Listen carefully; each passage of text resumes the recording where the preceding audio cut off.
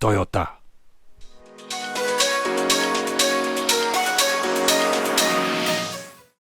Hi, welcome back to RC Pi, and a weird video because, as you can tell, that's not me saying this, although that is me, and this is me saying this. None of the sound worked on my recordings, so I'm afraid you're stuck with music and a bit of me gabbing over the top of it. Anyway, this was the first run of the FMS Toyota FJ40. It's all completely stock. I just took it out to the woods, gave it a run. The only thing that isn't absolutely standard is the driver figure. But yeah, we were just seeing what sort of performance it was going to have as stock. No great surprises. The biggest issue is clearly that it is a bit top heavy, so we're wobbling around a bit. It did make things quite nervous, and when you got to steps like this, you can see that body is weighing it down a bit. If you try and give it a bit more go, it gets a bit sketchy. We pushed it and and because this wasn't mine, that did make me a bit nervous. So most of this trailing is fairly gentle stuff.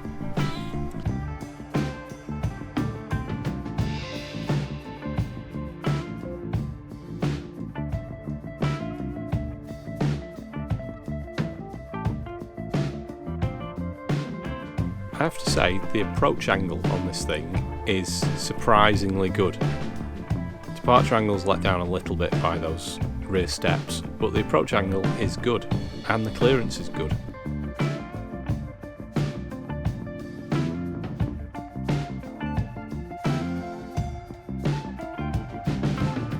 You'll see here that the breakover isn't too bad either.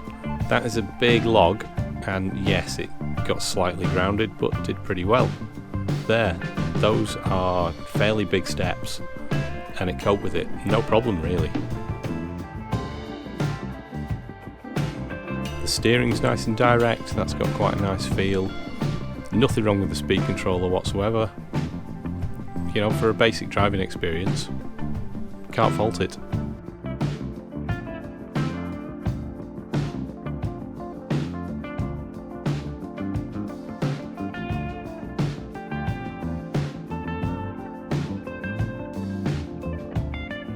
One thing that is worth noting is that halfway through this run, I lost my steering completely. I figured what had happened, and when I had a quick look under the car, I was absolutely right. The screw had come out of the servo horn, and the servo horn had fallen off the servo. So if you're getting one of these, the first thing I would check is that you put a bit of thread lock on that screw and don't lose your steering on your first run.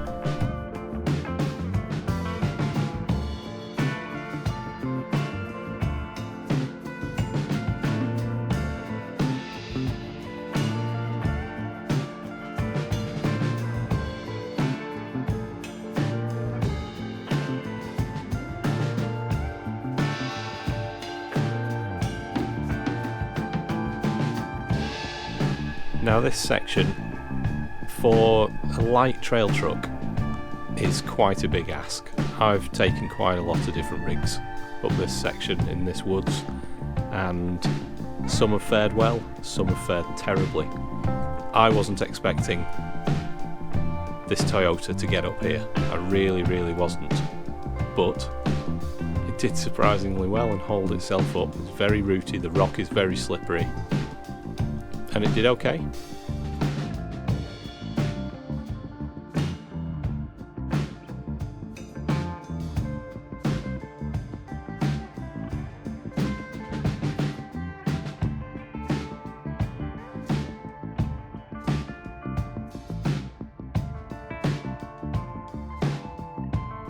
Now this is a very technical line.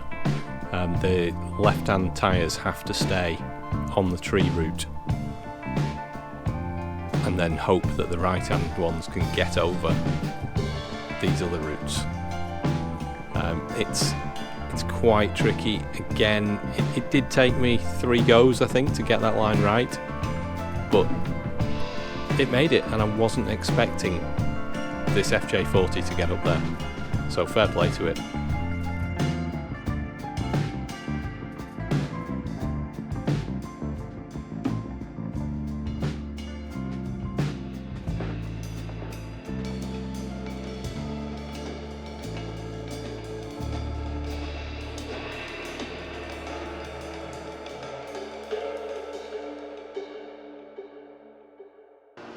So I've just got back from running that trail, giving this FJ its first run.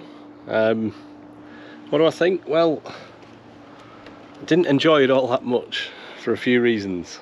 I think the main reason is actually because it's not mine, so I was really worried about it. But if you're going to run this as any sort of trail truck, you're going to have to do something with that suspension, because it's not up to the job. It's too bouncy. I mean, bouncy to the point of it being rattly. So whilst it's bouncing around that much, this back door is just constantly opening, or the back, I don't know what you'd call it, the tailgate, and then the doors below just keep opening. So that's frustrating. So that would need something doing to it to make those hold in place. I mean, they've got these front doors so right with that latch, but the back tailgate and doors, they're just no good. The other thing with that bouncing around is the battery under the hood. It's not fastened in with anything, so that's going to need some sort of strap as well. And then, you know, just for a better ride, we're definitely going to have to do something with that suspension. It needs some damping. Whether it changes over to leaf springs, I don't know, because if you change it to leaf springs and get rid of the links, then you're going to be left with something that's well, even lighter underneath. Now you could keep the links and have the leaf springs. You could do it various ways. It's kind of weird if you're going for scale, but there's options there. One thing that would definitely help is getting some different wheels and tyres. So some nice steel wheels, probably some dual stage foams just to give it that firmness and an extra bit of weight. And I'd like to see some scale tyres on it. Now, if you do all those things, you get a bit of extra weight down low, this could be a lot of fun. But as it stands, if you want to drive this as a trail truck out of the box, be prepared for a very rattly experience, very, very rattly experience, and a very stressful one, because it's so top heavy, you'll constantly fear it falling over. If you want it to just sit on a shelf, it's a beauty. There's not much you need to do to it. But would I run one straight like that? No, it needs work. I hope you found that helpful. I hope it's not put you off getting one of these. Maybe it will have put you on to getting one of these. I don't know. It is still a fantastic truck. It's a fantastic looking model, and at 320 quid for that sort of hard body, it's an absolute bargain. So I'm going to give some advice to Luke about what he should do to it. We'll hopefully follow that in the future and see how it's going. And we'll see you soon on RC Pi. Thanks for watching.